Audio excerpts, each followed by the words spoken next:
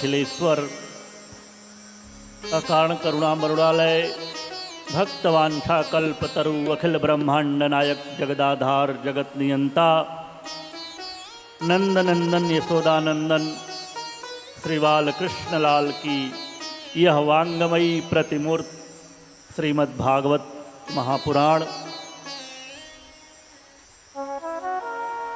श्री बालकृष्णलाल वृंदावन विहारी सरकार मुरली मनोहर चितचोर आनंद कंद वर्धन श्री बालकृष्णलाल जी के श्री चरणों में नमन वंदन करते हुए वृंदावन की अधिष्ठात्री देवी श्री किशोरी जी श्री राधे रानी जी के श्री चरणों में वंदन करते हुए अपने सद्गुरुदेव भगवान पूज्यपाद अवधवासी लक्ष्मण किलाधीश जी महाराज के श्री चरणों में नमन वंदन और सभी उपस्थित यहाँ पर हमारे काशी से पधारे हुए आचार्य हमारे सभी ये जो कलाकार भाई बंधु यहाँ पर इस कथा श्रीमद्भागवत सप्ताह ज्ञान यज्ञ कथा के जजमान श्री नीलेश झा जी उनकी पत्नी वंदना झा जी और इस कार्य में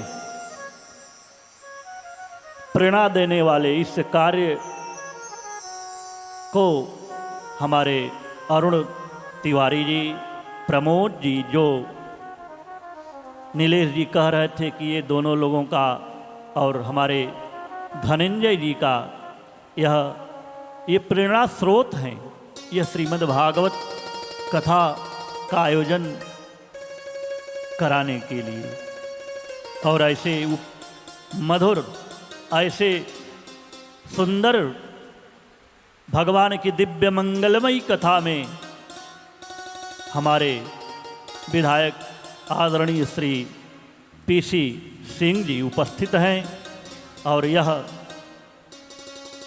भगवान की दिव्य मंगलमयी कथा से प्रेम अभी बालकृष्ण लाल जी की चर्चा माँ यशोदा की कर रहे थे और कर्म की जो कहा कर्म प्रधान विश्व करि राखा। ये कर्म तो हमको करना है क्योंकि हम मानव हैं और मानव का कर्म क्योंकि कर्म भी 3 प्रकार का होता है कर्म अकर्म और विकर्म भागवत जी में वर्णन आता है। तो कैसा कर्म हम करें हर मानव के अंदर विवेक है बुद्धि है सब जानते हैं कि कर्म क्या है अकर्म क्या है और विकर्म क्या है। बड़ा सुंदर तो कर्म और ये यहां पर जो हम बैठे हैं तो ये सत्कर्म है क्योंकि हम कर्म तो जो अपने मनुष्य जीवन पाए हैं उस मनुष्य जीवन का कर्म इस पृथ्वी पर आए हैं तो कर्म स्थली है। कल ही मैं नारद जी की चर्चा कर रहा था। नारद जी ने अपनी कर्मस्थली समझकर इस पृथ्वी पर आए क्योंकि ये कर्मस्थली है। यहाँ जैसा हम कर्म करेंगे वैसा ही वहाँ पर वह भोग स्थली है स्वर्ग भोग स्थली है। हम जैसा कर्म करेंगे वो भोग वैसा भोगने को हमें प्राप्त होगा। तो कर्म करना ये जीवन का परम लक्ष्य होना चाहिए और वह कर्म कैसा हो यह बताने की जरूरत नहीं है सब लोग जानते हैं। हमारे आचार हमारे विचार कैसे शुद्ध हो हमें कर्म वही करना चाहिए जिससे हमारे आचार विचार ये परस्पर संबंध प्रेम सौहार्द बना रहे और यह तभी संभव है जब हम श्रीमद् भागवत जी की दिव्य मंगलमयी कथा हम अपने उस पुराणों की कथा जो सनातन संस्कृति को एक धुरी है जिस पर यह पूरा सनातन धर्म संस्कृति हमारी टिकी हुई है। हमारे वेद हमारे पुराण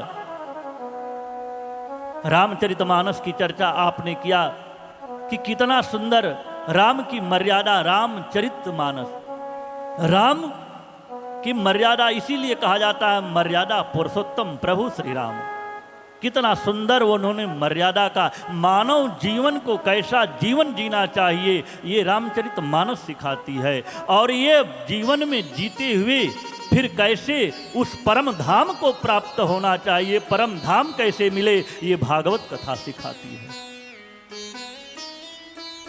और दोनों में, राम और कृष्ण में कोई अंतर, कोई भेद नहीं है। राम कृष्ण दो एक हैं, अंतर नहीं निमेष। उनके नयन भगवान राम के, उनके नयन गंभीर और इनके चपल विशेष। इनकी अंदर चपलता है, क्योंकि धर्म की स्थापना के लिए कहते हैं कि कहीं कहीं तो आपको उस चपलता की भी जरूरत पड़ती है। बिना उसके आपको कहीं कहीं धर्म के लिए वो आपको चपलता की जरूरत पड़ती है। तो इसलिए भगवान कृष्ण ने द्वापर में आकर के अपने उस धर्म की स्थापना के लिए आज यह दिव्य, यह जो भागवत कथा सनातन संस्कृति का जो मूल आधार है, हम लोग हमारे वेद और पुराण, इसको हमको अध्ययन करना चाहिए। हमें अपने बच्चों के अंदर वह संस्कार प्रकट करना चाहिए। कहते हैं कि बच्चों को कथा स्थल पर जरूर लेकर जाना चाहिए, क्योंकि कथा स्थल में, कथा पंडाल में आने वाला बच्चा कभी चंडाल नहीं होता है। कथा पंडाल में जो आ गया, वो अभी कथा सुनेंगे आप, वो सुनीति माता का ध्रुव जी को सत्संग का प्रभाव था कि भगवत प्राप्ति कर लिया, छोटे से नन्हे से बालक। और हम लोग बच्चों को, क्योंकि माता पिता ही प्रथम गुरु होते हैं, और प्रथम गुरु के नाते उनका दायित्व बनता है अपने पुत्रों को वह दिव्य, हमारे सनातन संस्कृति की सभ्यता और हमारे भगवान के उस मर्यादित कथा का श्रवण कराने के लिए जरूर लेकर आएं।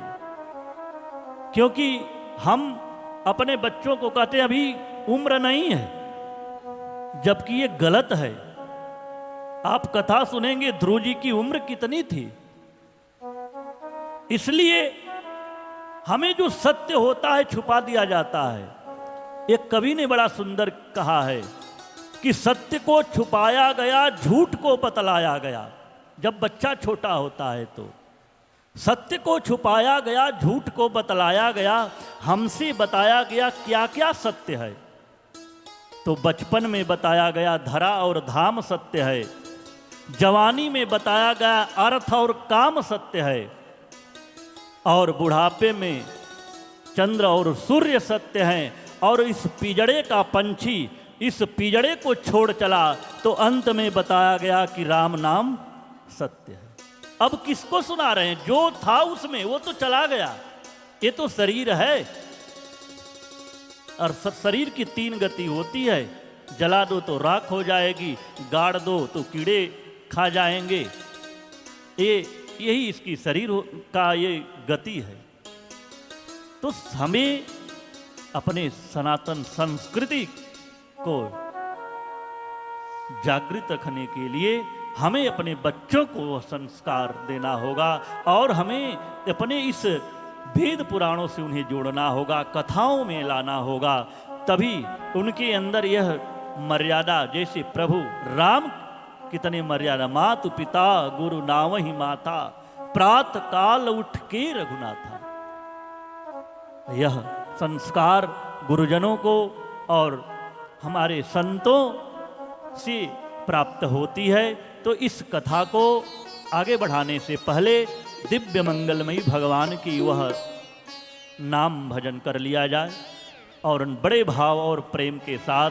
मैंने कल कहा था कि भाव का भूखा हूँ मैं। भगवान कहते हैं कि भाव का भूखा हूँ मैं, भाव ही सार है, और भाव से मुझको भजो तो भव से बेड़ा पार है। अन्य धन वस्त्र भूषण कुछ न मुझको चाहिए, बस आप हो जाओ मेरा, यही मेरा सत्कार है। भक्त मुझको बांध लेते प्रेम की जंजीर में, इसलिए इस भूमि पर होता मेरा अवतार है। वह तो सो केवल भक्तन हित लागी, परम कृपाल प्रणत अनुरागी। वो अनुराग में भर करके वह माता यशोदा के आंगन में किलकारी भर करके नाचता है, ताता थैया करता है, जो पूरे सृष्टि को नचाता है। आज वो माँ के भक्ति के प्रेम में बस हो करके आज नाचता है। और वह एक यशोदा के आंगन में और एक कौशल्या के आंगन में। इसीलिए भगत के बस में है भगवान, भगत नहीं तो ये कुछ भी नहीं, क्योंकि भगत है इनकी शान, भगत के बस में है भगवान। वो तो मिल ही न रघुपति बिनु अनुरागा। आप सारे जतन योग तप कर लें, लेकिन जब तक अनुराग नहीं हुआ, प्रभु के प्रति प्रेम नहीं जागृत हुआ, तब तक वह परमात्मा की कृपा परमात्मा की भक्ति प्राप्त होने वाली नहीं है। और भाव के साथ भगवान का नाम संकीर्तन ध्यान हृदय में धारण करें। जय राधा माधव, जय कुंज बिहारी, जय राधा माधव, जय कुंज बिहारी, जय राधा माधव,